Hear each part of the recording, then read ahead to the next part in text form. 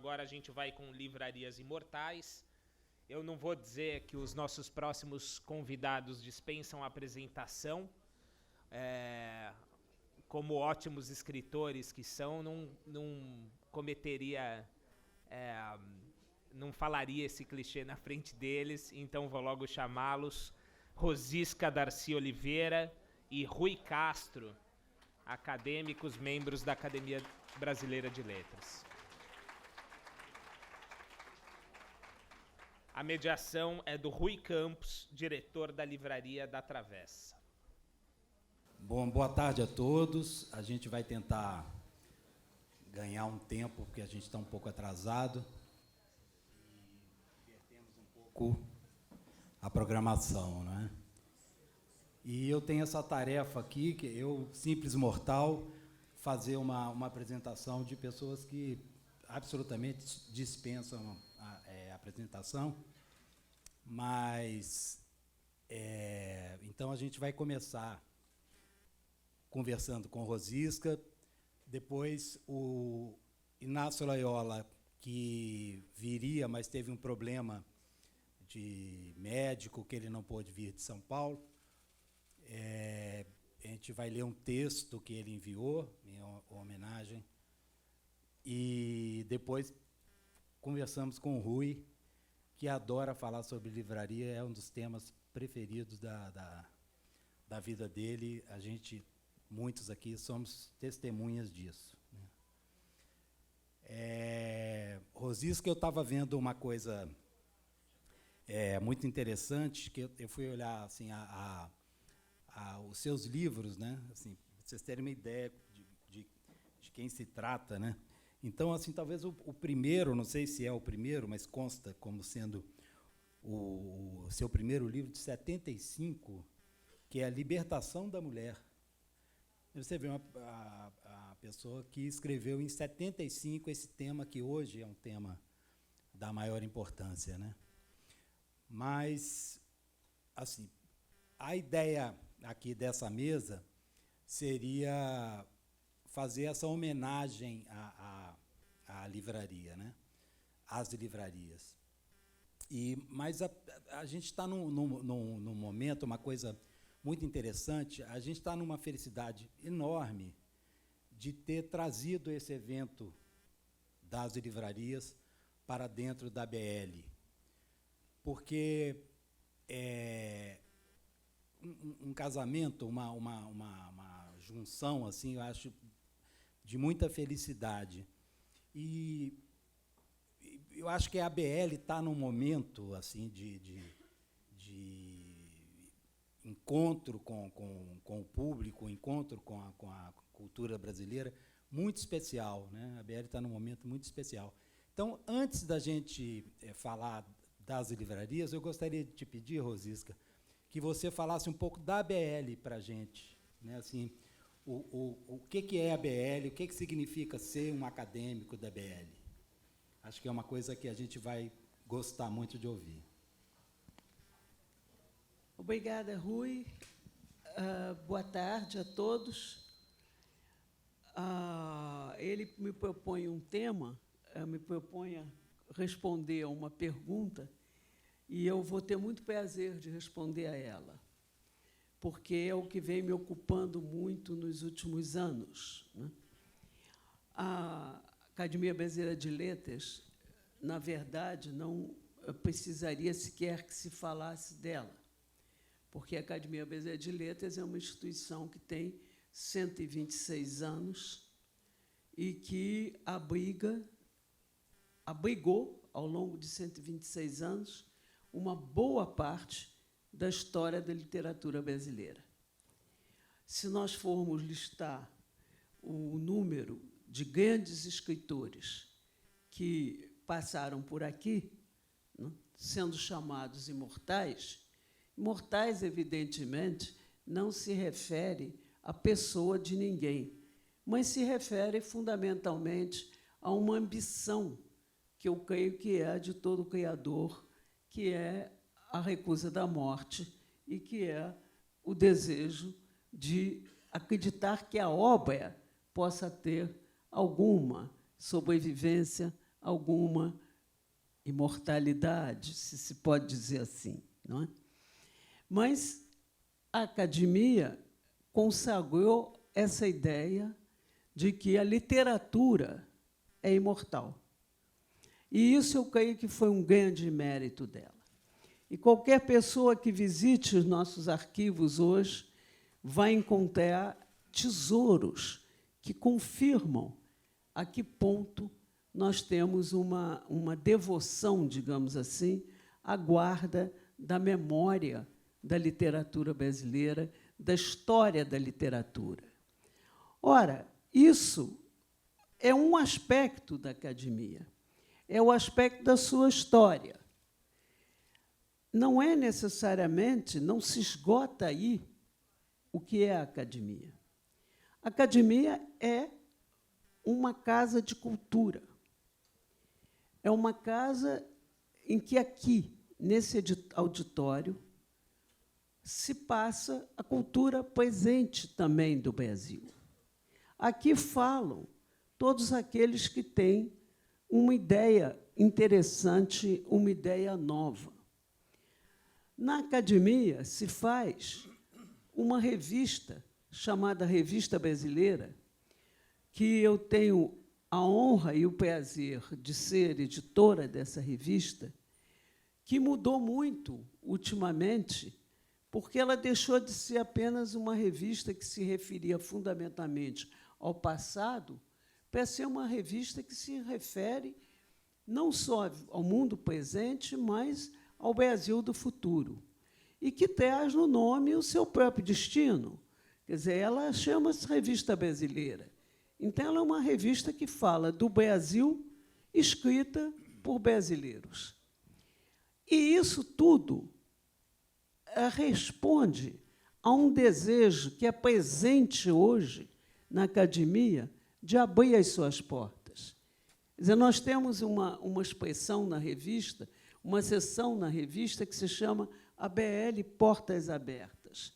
Nós queremos dizer com isso que nós somos parte ativa na cultura brasileira hoje, naquilo que está se passando, que está desafiando hoje a cultura brasileira.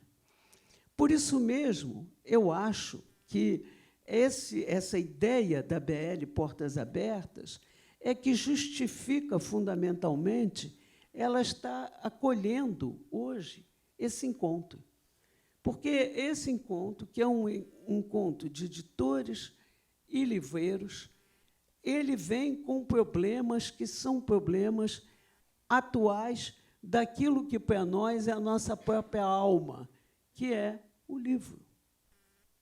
O livro é esse objeto, ainda podemos chamar assim, porque ele ainda existe como objeto, felizmente, e o desejo de que ele continue a existir. O livro é onde nós empenhamos, todos nós, escritores, né, empenhamos a nossa vida, empenhamos a nossa profissão, empenhamos o nosso futuro. E, assim, existe essa ligação, que é uma ligação umbilical entre os escritores, esses que estão dentro da BL, e de que a BL é guardiã, e aquelas casas de cultura, é assim que eu chamo, uma livraria. Quer dizer, uma livraria, uma editora, são casas de cultura, são lugares de cultura, como nós somos um lugar de cultura. Somos produtores de cultura, somos todos produtores de cultura. Então, os problemas que afligem livreiros e editores nos afligem também. Então, é com um imenso prazer que nós estamos acolhendo esse encontro, especialmente nesse momento em que essa casa de cultura, que é a Academia Brasileira de Letras, abre as portas, digamos assim, com maior generosidade, não é? A uma vida da cidade, uma vida do Brasil, uma vida da cultura brasileira. Não é? É nesse momento de encontro que nós estamos buscando, que nós estamos querendo, que se justifica, mais do que nunca, a presença desse encontro aqui. Acreditem, a Academia Brasileira de Letras não é, contrariamente ao que se possa pensar, uma casa fechada, uma casa Torre de Marfim, uma casa onde um grupo de pessoas toma chá. Todos esses estereótipos, que são estereótipos quase ridículos, não são a imagem verdadeira da academia. A imagem verdadeira da academia é de uma casa que está hoje muito preocupada com esse país, com um país que é um país problemático, que é um país que está atravessando uma crise, que teve a sua cultura fortemente atacada nos últimos anos e que continua sendo ameaçada e que tem grandes questões. Nós estamos ouvindo agora aqui, nessa mesa que passou, tem grandes questões. Tem as questões, justamente, da transformação virtual da vida, que atinge todos os aspectos da vida social no mundo inteiro e que refletem-se necessariamente na questão editorial, na questão das livrarias. Não? Então, Rui, essa é a razão pela qual eu estou muito contente e pela qual nós conversamos tanto antes de que se concretizasse esse encontro aqui. Eu estou muito contente de ver esse encontro presente aqui na nossa casa, não é, Rui? Na casa que é a Academia Brasileira de Letras. Espero ter dado a vocês uma ideia do que é a academia. Agora, respondi? Não, foi lindo. Eu acho que é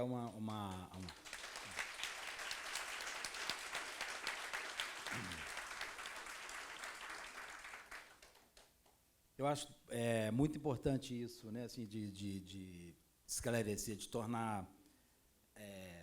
nem todos têm o privilégio que eu tenho tido de ser convidado para posse.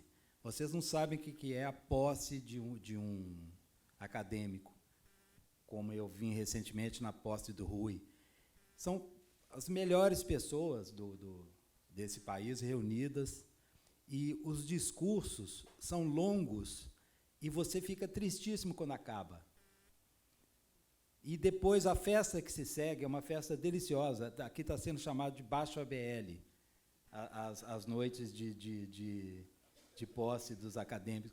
Ou seja, é um lugar de excelência, né? Assim, é espetacular. E a revista brasileira, que eu acho que é livreiros, né, prestai atenção, né, porque é uma revista de uma qualidade incrível. E eu não sei se eu posso falar, mas eu vou falar, combinando com Rosisca, que a gente vai desenvolver um artigo da revista sobre a nossa questão do livro, sobre a questão da Lei Cortez. Porque claro, a gente andou conversando esses dias, né, nessa preparação da convenção, e a Rosisca fez essa proposta, o que vai ser maravilhoso você ter esse tema trazido para essa casa que é o farol, né, que é onde as coisas... E, mais uma vez, Rui, se você me permite, eu diria que nada é mais cabível na revista brasileira do que discutir esse tema. É muito importante para nós, muito importante, porque, justamente, quando você me convidou para falar aqui, não é, eu fiquei pensando, afinal de contas, eu não sou nem editora, nem sou livreira, mas eu sou uma escritora. E isso é o suficiente para querer entrar nesse assunto. Não é? Entrar nesse assunto sem nenhuma pretensão de ciência, porque certamente vocês conhecem a questão que está colocada aqui muito melhor do que eu. Eu diria, como Montaigne, não procurem ciência no que eu vou dizer, porque não tem tem apenas as minhas fantasias, né, apenas as minhas ideias sobre uma determinada coisa, que falam provavelmente mais sobre mim do que a própria coisa, mas eu diria que, como escritora, a livraria, para mim, tem um sentido afetivo muito curioso, muito estranho, porque é um lugar mais parecido com a minha casa. Quer dizer, é o lugar onde eu me sinto mais senhora do lugar, como eu me sinto na minha casa. Eu não saberia explicar por quê, mas é um fato. E foi assim desde sempre.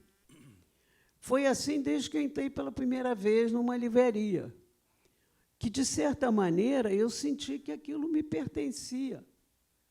Aquilo ali era um lugar meu, né? E é. Quer dizer, eu não consigo imaginar uma cidade sem livraria. Eu não consigo imaginar o meu bairro sem livraria. Quer dizer, é um elemento constitutivo da vida social inteligente de uma sociedade. Então, eu creio que alguém disse aqui, há pouco tempo, que era importante pensar nesse aspecto, nessa dimensão que é a dimensão afetiva da livraria, né? Essa necessidade que têm as pessoas de encontrar ali um porto seguro. E isso vale, creio eu, para escritores, como vale para leitores também. Porque quem fala não é só uma escritora. Quem está falando aqui também é uma leitora, devota de literatura desde que aprendi a ler. Então, a minha tendência a defender a sobrevivência necessária, fundamental das livrarias, passa justamente por uma necessidade de afirmar a vida real que é a nossa, quer dizer, o fato de que nós, todos que estamos aqui dentro dessa sala, gostamos desse lugar que é uma livraria. Eu não posso falar do ponto de vista do negócio. Do ponto de vista do negócio, eu não posso nem quero falar, e já foi falado largamente aqui, por uma boa razão, porque eu não sou livreira, nem sou editora. Mas eu posso falar como do lugar da escritora. Exatamente daquela pessoa que, ao escrever um livro, escreve na certeza de que aquilo vai para a mão de um editor que vai transformá-lo num objeto que me é querido e que aquele objeto vai posar numa livraria.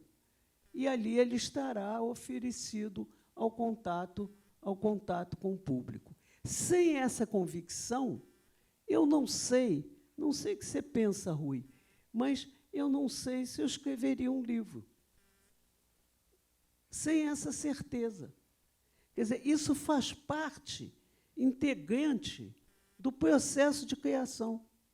A certeza de como é que isso vai chegar àqueles que podem ser, do ponto de vista do negócio, chamados de consumidores, mas, do ponto de vista de quem escreve, são aqueles a quem você se dirige, são os seus leitores. Então, é preciso também entender que, no debate sobre os dramas que atravessam um negócio, que enfrenta a competição da Amazon, que enfrenta tudo isso, existem outras dimensões que são igualmente importantes e que são aliadas da existência das livrarias físicas, que são aliadas dos livros os livros de papel, se se pode dizer assim, enfim, daquilo que constitui toda uma vida cultural em que estão envolvidos escritores, livreiros, em que estão envolvidos editores. Então, essa convicção de que isso para nós é um valor, e que é um valor, não só um valor cultural, mas é também um valor urbano. Ou seja, as cidades são conhecidas, todas elas, por suas livrarias. Ninguém deixa de saber o que é a Lelo, em Lisboa. Ninguém deixa de saber o que é a Bertrand, em Lisboa. Quem gosta de Paris conheceu a La Une, certamente, conhece hoje a L'Écume des Pages. Enfim, quem gosta de Nova York tomou café na Barnes & Nobles, tomou café em outras livrarias. E eu diria, por último, que, por alguma razão que também é misteriosa, mas é explicável, os cafés são extremamente importantes nas livrarias. E são importantes porque têm justamente essa dimensão de casa. Faz parte da nossa casa, livraria, o café, onde você se senta sem hora marcada, onde você se senta sem ninguém ficar olhando para ver se você vai embora ou não vai, se você já consumiu ou não consumiu, mas onde você pode abrir um livro e ler um livro nesse café. Então, essa associação de fatores que são afetivos, urbanos, culturais, fazem da livraria, a livraria, essa realidade incontornável das cidades. Eu queria dizer a vocês que existe um livro que eu recomendo a todo mundo, que é um livro do Georges Carillon, que é um rapaz de 47 anos, é um espanhol e é crítico do New York Times, né? É crítico cultural do New York Times. Ele escreveu um livro chamado Livrarias, uma história de leitura e de leitores. E esse livro todo mundo deve ter em casa, na sua biblioteca, porque ele conta a bela história, que é a história das livrarias, desde sempre, e da sua associação também íntima e necessária com as bibliotecas. Enfim, ele fala do nosso mundo, desse mundo que é o nosso e que nós temos que defender. E é por isso que eu defendo e hipoteco a minha solidariedade às livrarias de rua, às livrarias que estão em todos os lugares da cidade espalhadas e ao livro objeto que você pega e leva para casa e depois se queixa dele porque não tem onde guardar. Não é? Mas, na hora que você quer doar, não quer se separar também. Então, como nós todos já vivemos tudo isso, eu, como escritora, hipoteco a minha solidariedade e, como membro da Academia Brasileira de Letras, dou as boas-vindas a vocês na nossa casa. Muito obrigada.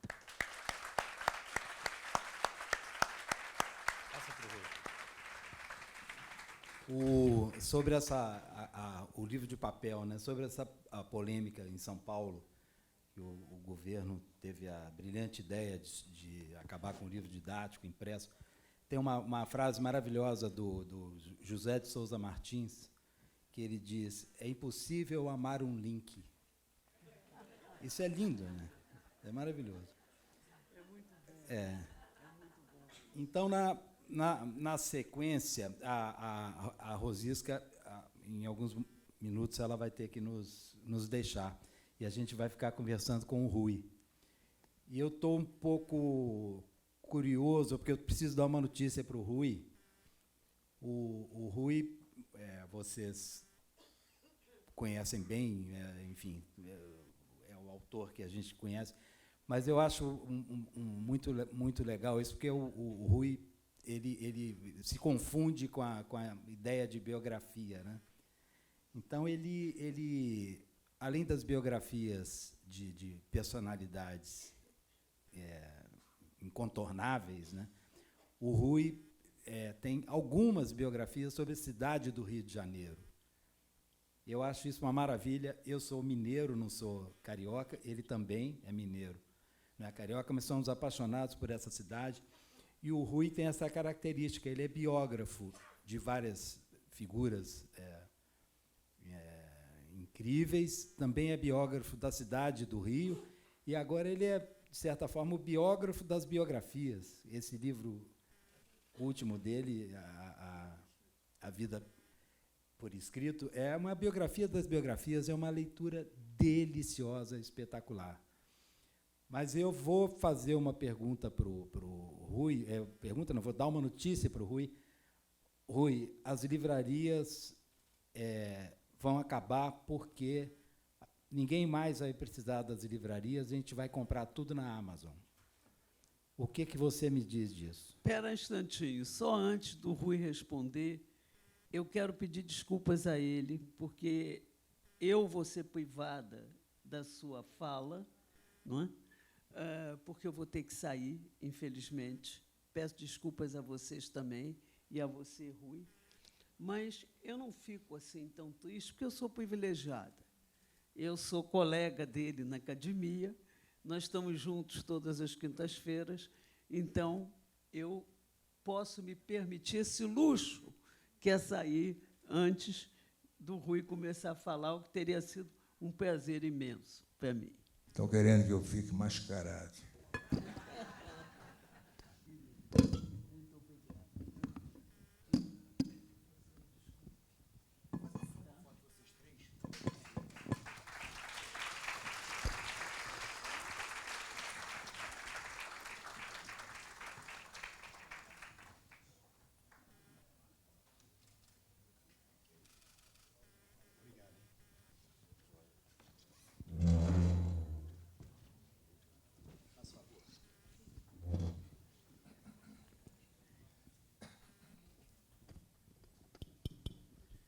Então, livrarias importam? Olha, deixa eu começar fazendo uma pequena colocação aqui, uma pergunta que já me fizeram, no passado me fizeram algumas vezes. Mas muitas pessoas devem saber que eu comecei na vida como jornalista, como repórter de jornal, depois fui passando por todas as funções dentro de jornais, dentro de revistas, né?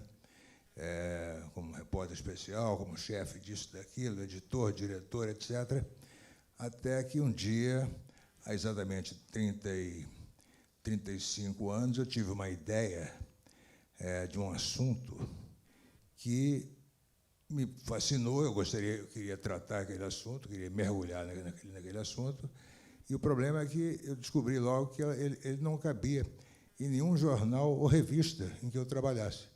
Só cabia num livro, que foi a história da Bossa Nova. Aí, como eu me dava com o editor da jovem Companhia das Letras, Luiz Schwartz, eu liguei para ele propondo esse livro e disse para ele, olha, não vai ser uma reportagem de jornal, vai ser um livro e vai contar, não vai ser também uma análise de letra, nem sociológica, nem nenhuma teoria ou cascata sobre Bossa Nova. Vai ser uma história da Bossa Nova. Eu quero saber como que aconteceu, quem eram aquelas pessoas que fizeram, como é que elas se conheceram, como é que elas se encontraram, de onde elas tiraram aquelas ideias, e para fazer aquela música fascinante que existe até hoje. E eram todas jovens. Então, vai ser quase uma história do Brasil, uma história da juventude brasileira nos anos 50 e 60. Ele topou, eu já saí daquele... Isso foi por telefone. Eu já saí daquele telefonema já trabalhando e nunca mais evoluí. Continuo trabalhando até hoje, na mesma coisa, praticamente.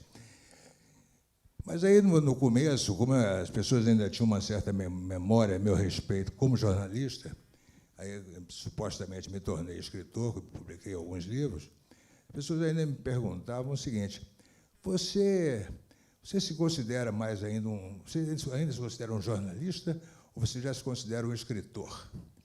E a minha resposta, invariavelmente, era a seguinte, olha, eu sou jornalista e estou escritor, mas a minha verdadeira identidade é a de leitor. Né? E é verdade. Né? Eu comecei muito cedo, comecei com 5 anos de idade e nunca mais parei. E isso me deu a oportunidade de isso que a Rosisca falou, da livraria, como sendo uma continuação da sua casa, do seu lar. Eu experimentei isso desde exatamente os 5 anos de idade, quando, depois de ler o primeiro livro que eu li, que é o livro que eu ganhei no aniversário de 5 anos, Alice, País das Maravilhas, da Companhia Editora Nacional, tradução assinada pelo Monteiro Lobato, que eu duvido que tenha sido ele que traduziu. Eu li aquilo em algumas semanas, né? Engraçado como no comecinho dos anos 50, quando se passou isso, as pessoas talvez não se deem conta de que as crianças, naquela época, liam os livros dos adultos. Você não tinha, geralmente, edições para criança, né? Então, você lia um livro, quer dizer, podia ter algumas figuras, no caso do Alice, mas era basicamente o mesmo livro que o meu pai, o meu tio, o meu avô leria, né? E aí eu gostei muito daquilo. Atravessei o livro, me deliciei com aquela história da qual eu entendi menos da metade, evidentemente, mas ali, uma semana ou duas, falei, pai, eu queria comprar um livro. Me levou numa papelaria lá de Minas Gerais, e eu comprei, escolhi ali, o cara me ofereceu um monte de coisa, eu escolhi Tarzan, Filho das Selvas, do Edgar Rice Burroughs, da coleção Terra Mariar, no tempo que ela era grande ainda. E aí começou, né? Quando eu tinha uns 10 anos de idade, meu pai mandou fazer uma estante para mim. Eu já tinha livros suficientes para encher devia ter uns 100 livros, mais ou menos, fora as histórias em quadrinhos e tudo. Mas ele fez uma estante.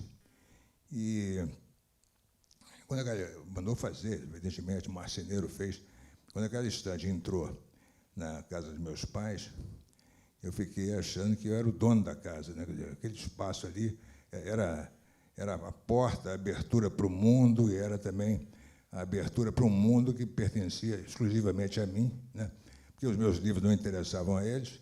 Aliás, eles não se interessavam por livro nenhum, na verdade. Só gostavam muito de ler jornais. Não havia livros naquela casa. Isso é outra coisa que me espanta até hoje, me intriga até hoje, né? O que é que faz com que uma criança que nasceu numa casa absolutamente sem livros, se apaixone de tal maneira pelo livro, né? É verdade que eu cheguei ao livro por alguns atalhos, né? O que foram os jornais e as revistas, né? Ele assinava 2 jornais por dia, que era o Jornal e o Correio da Manhã. Por causa da minha mãe, ele comprava a última hora para ela ler o Nelson Rodrigues, que ela era louca pelo Nelson Rodrigues, estava começando a aparecer em jornal, e comprava, eventualmente, outros jornais, como o Jornal do Brasil, o Diário de Notícias, o Globo, coisa parecida. Mas o interessante é o seguinte, não se jogava jornal fora, não jogavam jornais fora, liam e guardavam. Quer dizer, eu só fui perceber isso dali a algum tempo, quando um dia, entrando num quarto dos fundos, ou coisa parecida, encontrei pilhas e pilhas de jornais de 5, 10 anos atrás. E como isso se passou em 1955, digamos, eu vi lá livros do tempo da guerra. Então, de repente, o Hitler, o Mussolini, o Roosevelt, o Churchill, estavam ali naqueles jornais como se aquilo não tivesse acontecido há 10 anos, quer dizer, né? E isso ali foi uma coisa importantíssima para mim, porque eu descobri ali que o mundo, eu já desconfiava disso, mas eu me convenci que o mundo tinha começado antes de mim, né? E que havia um país fabuloso chamado passado, né? Também pode ser chamado de a história, né? E que era um país fabuloso para você mergulhar, você visitar, você se mudar para ele. Isso, de certa forma, determinou toda a minha formação, né? Porque ali eu tive contato com uma coisa chamada a informação, né? O fato, a história, e, mais profundamente ainda, com a palavra, né? Que se tornou, a partir dali, o meu meio de vida, digamos assim, né? Tem 70 anos que eu não faço outra coisa a não ser ou ler ou escrever, né? Faço, de vez em quando, outras também, mas é só por esporte, né? Para valer mesmo é ler e escrever. E eu tive por causa do meu pai, que me levou, me deu todos os livros que eu quis comprar, todas as histórias de quadrinhos, me deixou aí ver todos os filmes, comprou todos os discos que eu queria. Ele próprio tinha uma discoteca de mais de 1000 discos. Eu pude conhecer livrarias que talvez normalmente não teria conhecido, né? Por exemplo, eu conheci a famosa livraria Civilização Brasileira, na Rua 7 de Setembro, que era ali quase na esquina com a Avenida Rio Branco. Eu devia ter 11 ou 12 anos, quando entrei lá pela primeira vez, já não morava mais em Minas Gerais. E aí, a minha lembrança é de que era uma livraria estreita, muito, muito funda, e lá no final dela, a parede dos fundos era uma parede de Penguin Books, né, com aquela lombada laranja, né? Então, era uma parede toda laranja. E as paredes laterais, fronteiras, essa parede dos fundos, que se avançava em direção à porta, devia ter uns 3 metros de livro ali, eram todos de livros de poche, franceses, né? Isso me deu uma... Bom, primeiro que, de repente, eu me senti em Paris ou Nova York, né, por fato de estar ali, Londres, né, por estar ali naquele cenário de livros, a Penguin e livro de poche. Ali eu decidi uma coisa, que eu não ia ficar esperando o professor da escola me ensinar francês ou inglês. Eu ia aprender por conta própria, né? Então, já saí dali com meia dúzia de romances, né, do Fitzgerald, do Hemingway, do Faulkner, que eram os autores da época, e também meia dúzia de livros de poste, do Balzac, do Flaubert, do Stendhal, ou seja, eram os grandes clássicos, né?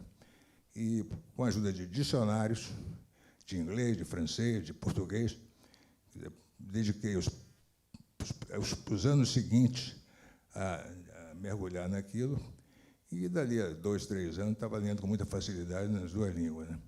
Então, por quê? Porque foi uma livraria que me hipnotizou para isso, e me transferiu para um universo que, normalmente, um garoto, um adolescente, não deveria ter acesso a isso, né?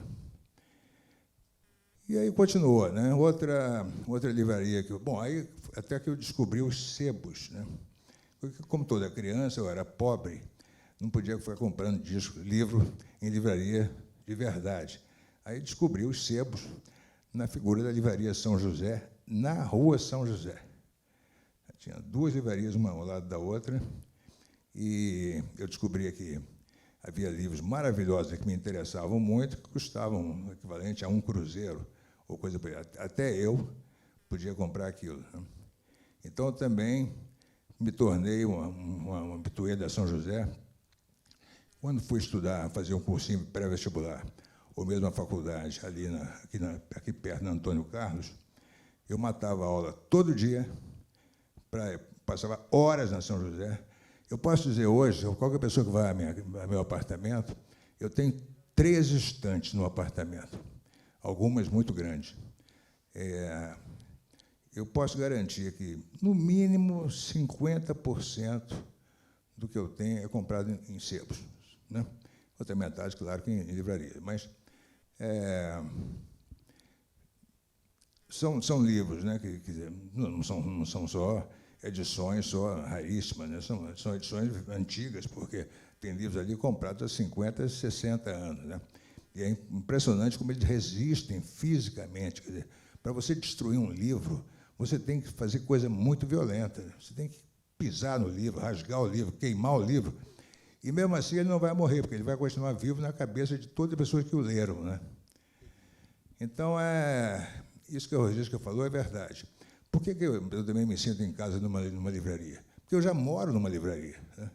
Eu sou cercado de livros por todos os lados, é impressionante. Não há uma parede da minha casa que não tenha uma estante cheia de livros, até o teto. Eu tenho horror àquela estantezinha que você bota vaso em cima, né? Para mim, a estante tem que começar de baixo e ir até em cima, né? Você já contou? O nosso amigo Gomes, lá da Elisarte, ele foi lá pegar uns livros comigo há alguns anos e perguntou isso. Já contou? Eu falei, não vou contar livro. Quer que eu conte para você? Quero. Aí ele fez aquela contagem, que ele me explicou depois como é. Você mede os metros lineares, não é isso? Quer dizer, você mede quanto tem em cada estante, multiplica pelo número de prateleiras, depois multiplica pelo número de estantes, e aí te dá um número. Né? Quando ele falou, eu caí para trás. Uns 20 mil livros. Né? Eu fiquei horrorizado porque eu conheço a frase do Nelson Rodrigues, né? Que é: só um idiota leu 20 mil livros. Mas o que me salva é que eu não li esses 20 mil livros.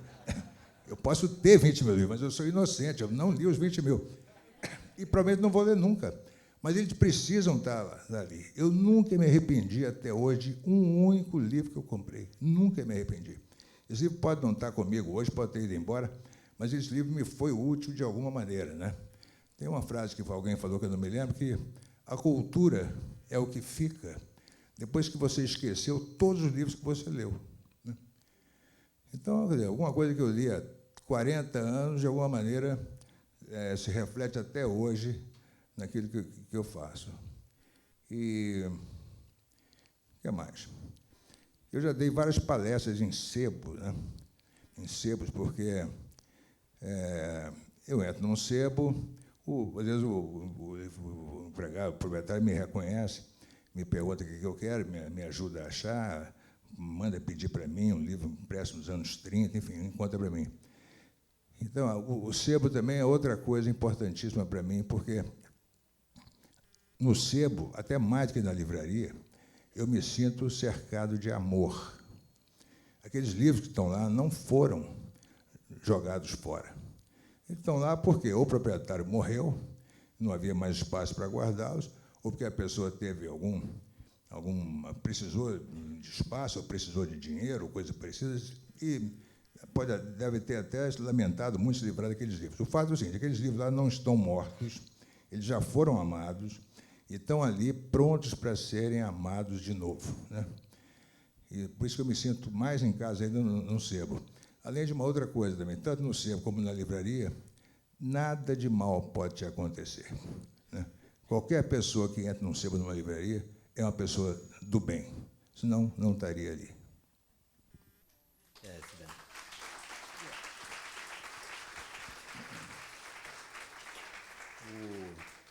Eu já ouvi uma coisa linda, que alguém que disse assim: não, eu compro o livro não necessariamente para ler, mas é porque eu preciso estar perto dele.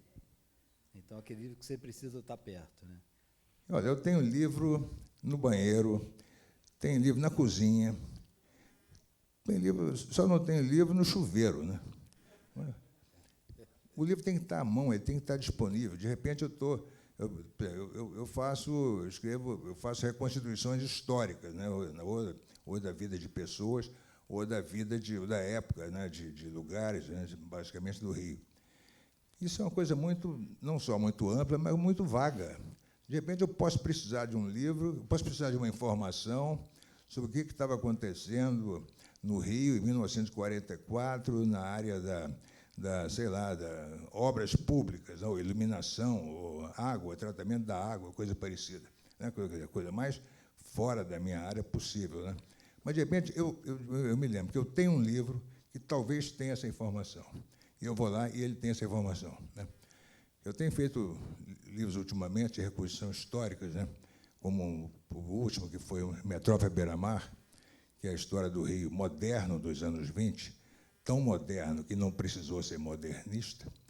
Esse livro, esse levantamento daquelas pessoas extraordinárias que moravam no Rio nos anos 20, todos moravam na mesma cidade e estavam ativos, né, fazendo coisas importantes, coisas que nunca tinham sido feitas antes no Brasil, como o Di Cavalcanti, o Manuel Bandeira, o J. Carlos, o Villa-Lobos, né, enfim, a Juca Machado, dezenas de pessoas que foram importantíssimas para a cultura brasileira. Todos moravam no Rio dos anos 20 e, por acaso, nunca se tinha feito essa reunião dessas pessoas num livro, porque ficamos hipnotizados durante anos pelo fato de que nunca aconteceu nada importante no Brasil naquela época, né? Exceto a Semana de Arte Moderna. Não era bem verdade, eu demonstrei isso. Mas esse livro nunca tinha sido feito antes. Então, como é que você faz um livro que nunca foi feito? Você tem que trabalhar com uma quantidade enorme de outros livros que têm uma vaga relação com o seu universo daquele livro, que, no caso, era o Rio dos anos 20. Isso pode ser livros de história, pode ser crônicas, memórias, biografia de político, ou de cantor, ou de ator de teatro, ou coisa parecida, história da polícia, enfim, qualquer coisa que tiver à cabeça, de repente, que tenha a ver com aquele cenário que você está investigando, pode ter uma informação útil para você. Então, acontece muitas vezes que eu sou obrigado a ler um livro de 400 páginas e para achar um parágrafo que vai me ser útil. Aí você fala, bom, mas que perda de tempo, que desperdício. Não. Eu tive a satisfação de ler um livro inteiro para achar um parágrafo, e valeu a pena. Isso é incrível mesmo, assim, quando você abrir um livro para achar uma citação que você sabe que está lá, né? Aí você começa a rever, você começa a refazer a sua leitura ali, uma experiência muito legal, né? Eu tenho um livreiro carioca que você deve ter conhecido, o Aloysio Leite. O Aloysio, antes de ser livreiro, ele era cliente da minha livraria na época, e ele falava assim, dicionário e biografia eu compro todos. E eu ouvi aquilo, e aquilo me acompanha sempre, aquilo, né? E eu tento seguir isso, né? A coisa essa regra. E, realmente, a coisa da biografia, que é a sua especialidade, esse livro seu recente, A Vida por Escrito, é muito legal. E você fala uma coisa que acho que é interessante a gente ouvir. Você diz que não acredita em autobiografia. Como é que é essa... Bom, primeiro que a própria palavra autobiografia está errada, né? Supõe-se que uma autobiografia seja uma biografia da pessoa escrita por ela própria, é isso? Só pode ser, né? Agora, veja bem, se você... Então, a sua única fonte é você próprio, a seu respeito. E você é a fonte menos confiável do mundo a seu próprio respeito, né? O que você mente para você mesmo o tempo todo, todos nós sabemos disso, né? Todos nós fazemos isso. Agora, imagina que eu não vou mentir para mim como escritor da minha própria vida, né? E aí e também, além disso, tem o seguinte, uma biografia de verdade exige que você converse com pelo menos 200 pessoas que conviveram com o seu biografado, né? Quer dizer, você tem que dar várias voltas em torno do seu biografado, pegando ele de frente, de lado, de perfil, por dentro, por fora, etc. E você só consegue isso localizando e conversando com 200 pessoas, essa é a minha meta sempre, que conviveram com o seu personagem, que gostavam dele, que não gostavam dele, que namoraram ele, que odiaram ele, enfim, que tiveram uma relação mais ou menos íntima com ele, não importa. Então, tem que falar com essa gente toda. Sem essas 1000 voltas que você dá em torno do personagem, você não tem uma biografia. Então, você não pode chamar de autobiografia uma coisa que só houve uma pessoa, e essa pessoa é uma pessoa mentirosa, né? Aí pergunta, mas aí, quem é que você vai deixar escrever sua biografia? Fala, olha, isso não me interessa, pelo seguinte, essa minha biografia só será feita por cima do meu cadáver, né? Quem quiser fazer, faça. Agora, eu não vou ajudar de maneira alguma, porque eu não acredito em biografia de gente viva, né? Porque essa pessoa vai mentir para você, vai obrigar os amigos dele a mentirem para você, entendeu? E aí você vai... mas aí você também deve ser, porque você não vai ter problema depois com o herdeiro, né? Não vão te processar. Não, você pode escrever sobre uma pessoa que morreu, porque essa pessoa não vai te processar. Realmente não vai, mas essa pessoa vai deixar herdeiros que vão querer me processar, como sempre acontece, né? Principalmente, né? Bom, gente, vai dar uma hora, aquela clássica, assim, a gente adoraria ficar aqui horas conversando com o Rui, mas eu acho que a gente tem que agradecer e encerrar. O Loyola, vou combinar na volta do almoço, a gente fazer uma leitura do texto dele, que é um texto dele, uma homenagem às livrarias que ele fez, que mandou por escrito. Eu só queria terminar para dizer que aquela sua primeira pergunta, eu estou realmente muito preocupado com o destino das livrarias, né, em função do ataque eletrônico. não é só o fato de que as pessoas não vão ler o livro naquele tablete ou coisa parecida. Eu nunca peguei um negócio daquele, né? Eu não sei nem como é que se pega naquilo. Aliás, eu pego no celular, sem querer eu desligo o celular, ou mando uma foto da minha orelha para alguém, entendeu? Eu não uso celular, e agora não posso usar mais, porque eu já fiquei velho demais para aprender a ser engenheiro eletrônico. Mas não só o livro físico está ameaçado, como a própria livraria está ameaçada, evidentemente, né? E eu não sei como isso será resolvido. O que eu vejo são constatações diárias, né, na minha cidade, né, que é a diminuição brutal de livrarias, né. A Rosisca disse que não consegue imaginar o bairro dela sem uma livraria. Eu consigo, sabe? No meu bairro tem uma livraria, que é Argumento, e em Ipanema, não sei se tem uma livraria, sabe? Né? Tem a livraria mais admirada do Brasil e uma das mais do mundo, segundo uma matéria que eu li outro dia aqui, as livrarias que você não pode deixar de conhecer antes de morrer. Isso aí tem lá a Lelo, tem aquelas outras coisas internacionais e tem a Travessa de Ipanema. Não, pois exatamente. Eu gostaria que tivesse 10 livrarias em cada bairro, entendeu?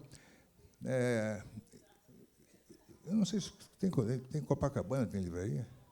Não, Copacabana é incrível, não tem mais. Você não tem uma livraria em Copacabana. Como é que você pode entender uma coisa dessa? Eu sou do tempo que havia uma livraria praticamente em cada esquina de Copacabana, que era aquele só de ler, aquela coisa. Você não pode não ter uma livraria em Copacabana, né? Exatamente, quer dizer, quando fecha uma livraria, não abre outra livraria no lugar. Quando fecha um teatro, não abre outro teatro. Quando fecha um cinema, não abre outro cinema. Abre uma farmácia, ou uma casa de vídeo, ou uma loja de colchões, né? Ou um banco, ou uma igreja, né? É impressionante. Cabeleireiros. Agora está havendo aí um boom de restaurantes e botequins no Rio esse ano, né? Parece que abriram só esse ano mais de 600 ou coisa parecida.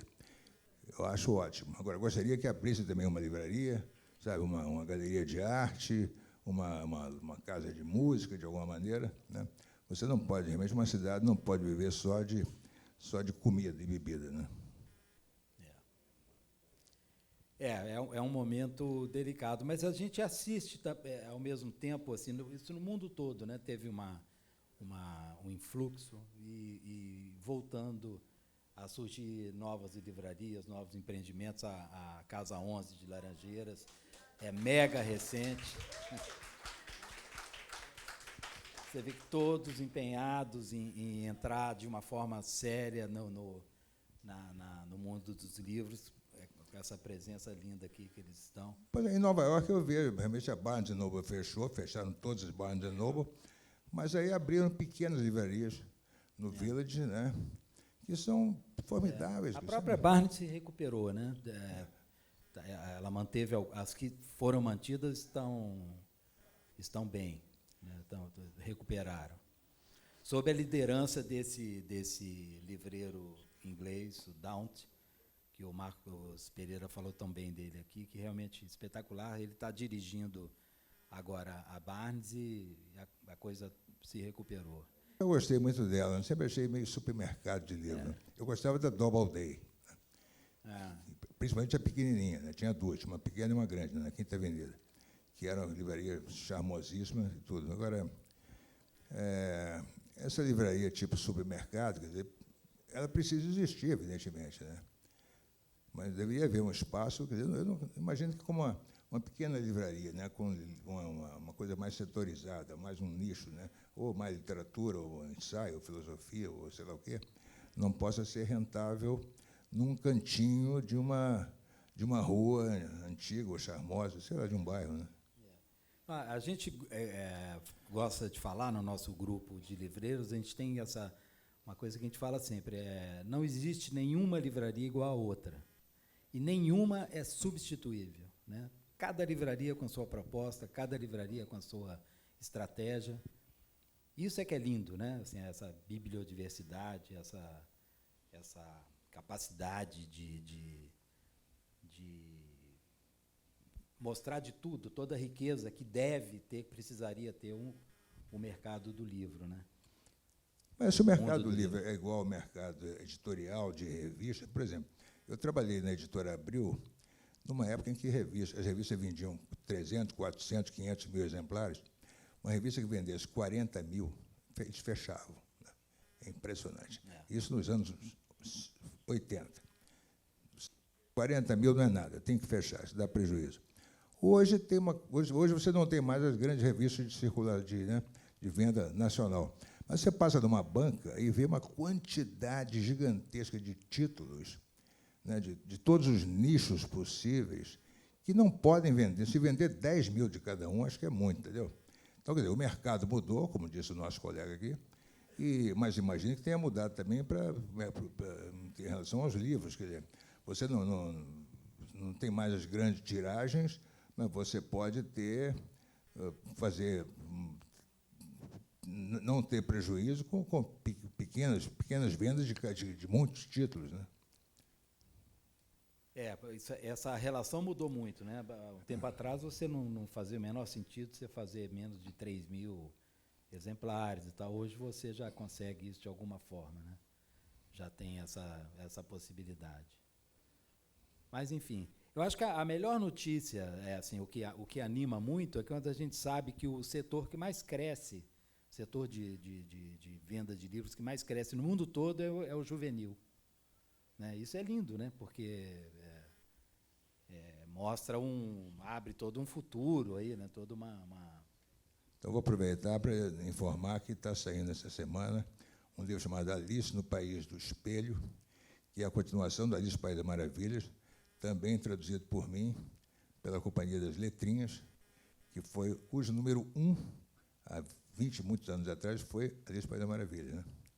Isso aí também é outra coisa que eu acho coerente, a meu respeito. O primeiro livro que eu li foi o Alice. Eu não sosseguei enquanto eu não fiz uma tradução do Alice, né, da qual eu me orgulhasse, que foi esse livro da Letrinha, que está em catálogo até hoje. Né? Um dos livros que mais me marcaram foi o Frankenstein. Também não sosseguei enquanto não traduzi o Frankenstein para a Cia das Letras. Né? E todos esses livros, né, sobre Bossa Nova, sobre Nelson Rodrigues, Garrincha, Ipanema, Flamengo, Samba Canção, agora o Rio dos anos 20, nada disso foi definido. Preciso fazer um livro sobre isso ou aquilo, porque é um assunto que vai render muito. Não, é tudo um estalo que me dá. Poxa, que tal um livro assim assado, sobre esse assunto assim assado? Aí me dou conta, aí eu vou dar uma olhada nas estantes para ver o que eu tenho ali para começar o trabalho. Aí descubro que eu tenho uma quantidade enorme de material sobre aquilo, como se eu já estivesse me preparando há anos para fazer aquele livro, e só então fui informado por mim mesmo que eu tinha que fazer aquele livro. Né? Sensacional. E são os perigos de ter uma biblioteca dessa em casa. Né? Você pode ter ideias, né? Alguma coisa boa pode acontecer contigo. Olha só, há uns 20 anos atrás, o tempo que o celular era usado para você, quando o avião descia, a pessoa pegava o celular, alô, mamãe, cheguei, ou coisa parecida, né? Era infernal. O avião pousava, 99% do avião tirava o celular e botava na orelha e falava, né? Menos eu, evidentemente. Mas, numa das vezes que isso aconteceu, por acaso, eu estava no bolso do casaco, eu estava com uma edição de bolso do Memórias de Milícias, também outro livro marcante da minha vida.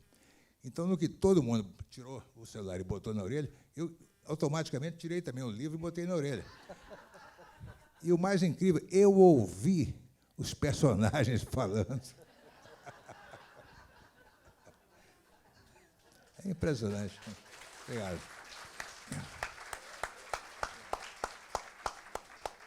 A última coisa. Quando eu vou num sebo, isso já me aconteceu em livraria também, acontece muito no sebo, principalmente aí nas províncias, né, onde eu frequento. Eu estou lá no sebo, aí o cara vem todo gentil falar comigo, não sei o quê, pô, gosto muito dos seus livros, te adoro, te adoro. Aí para ser gentil, eu falo, você quer uma frase para o seu sebo? Quero, claro, uma frase assinada, quero. Aí eu escrevo. depende do nome do sebo, seja qual for. Quando eu morrer, não quero ir para o céu, quero ir para o sebo. Aí bota o nome do sebo dele. Ele fica maravilhado e prega, manda enquadrar, põe na parede. Essa frase deve estar em centenas de sebos do Brasil, em todas elas é um nome diferente. É isso aí.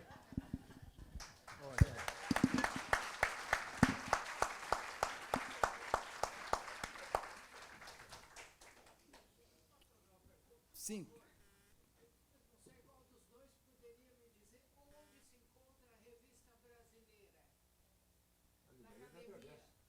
Tem uma livraria da Travessa aqui pertinho, na Graça Aranha, que tem.